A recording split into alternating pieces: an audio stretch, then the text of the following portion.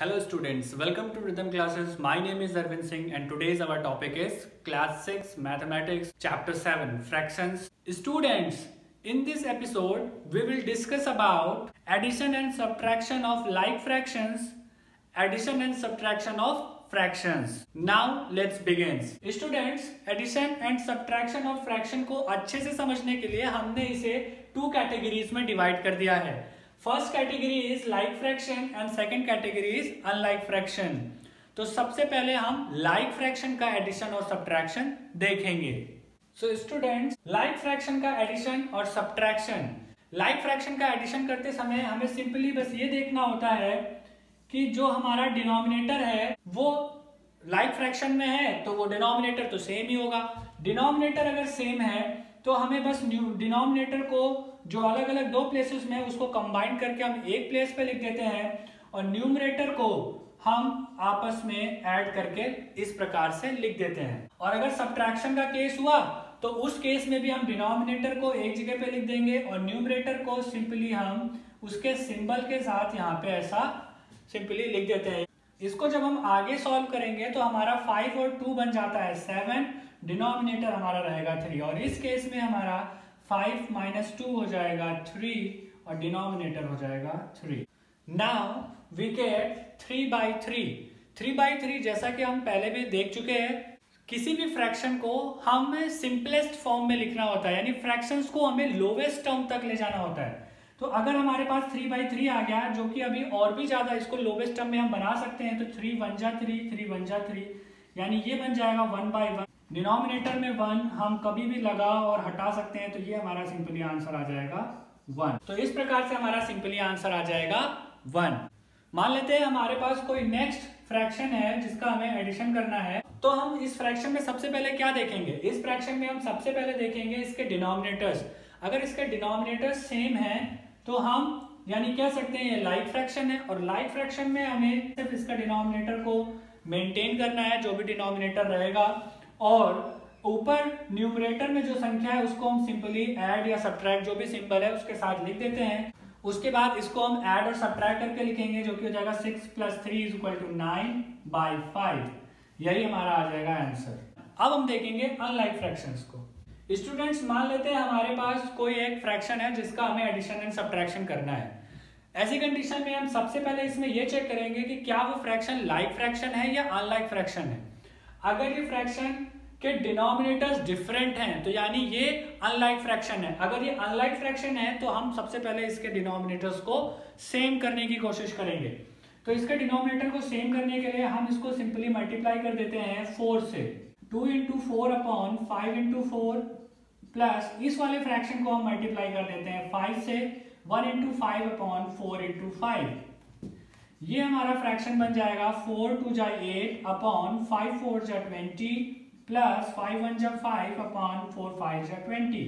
यानी अब ये फ्रैक्शन हमारा लाइक फ्रैक्शन की स्टेज पे आ गया है. जब हमारा फ्रैक्शन लाइक फ्रैक्शन बन जाएगा तो हम सिंपली इसका डिनोमिनेटर सेम कर देंगे जो भी इसका है और न्यूमरेटर्स को आपस में ऐड कर देते हैं, यानी ये बन जाएगा 13/20. इसी प्रकार से अगर हम इसका सब्ट्रैक्शन भी करें तो वही एकदम सेम प्रोसेस है. सबसे पहले हमें इसके डिनोमिनेटर्स को सेम करना होगा. डिनोमिनेटर्स को सेम करने के लिए हम इसमें मल्टीप्लाई कर देते हैं 4 से.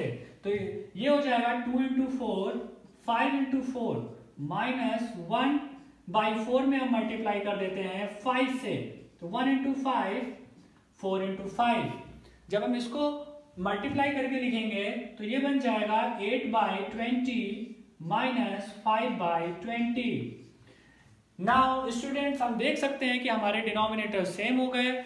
जब डिनोमिनेटर सेम हो गए तो हम इसको लाइक फ्रैक्शंस की तरह कैलकुलेट कर सकते हैं. यानी इसमें डिनोमिनेटर्स जो रहता है हमारे ऊपर फ्रैक्शंस में वही डिनोमिनेटर नीचे आ जाता है और 8 और 5 को सिंपली माइनस करके हम लिख देंगे. It becomes 3/20. यही हमारा आंसर हो जाएगा. सो स्टूडेंट्स, हमने देखा अनलाइक फ्रैक्शंस को हम कैसे ऐड और सब्ट्रैक्ट करते हैं. एक और एग्जांपल अनलाइक फ्रैक्शन का देख लेते हैं.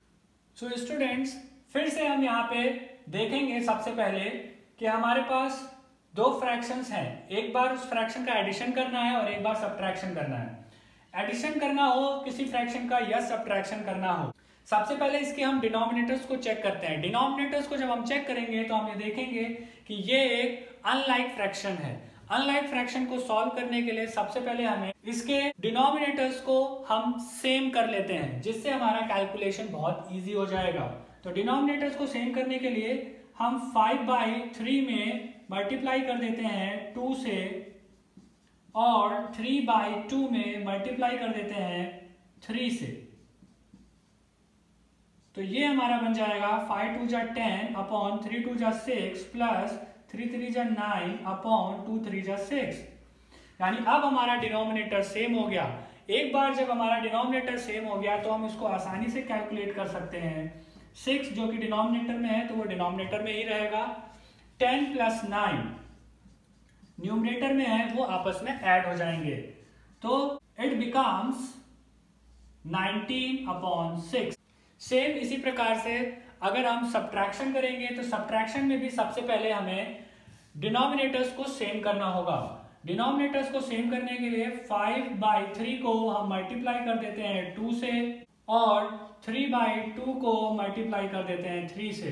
5/3 को हमने 2 से मल्टीप्लाई कर दिया है और 3/2 को हमने 3 से मल्टीप्लाई न्यूमरेटर और डिनोमिनेटर में कर दिया है।